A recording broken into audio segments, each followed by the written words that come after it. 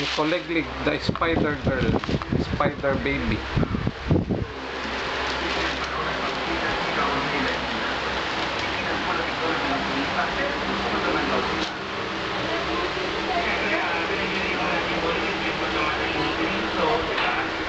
Nikoleglig, the spider baby. Tradisyon naman ng Pilipino pumupunta ng Boracay pag ganito mga panahon. May iwasan Ipon? yung dumi, di ba?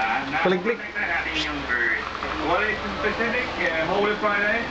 Okay, it's like no music, no nothing. Okay. 24 hours though. Yeah, that's what I mean.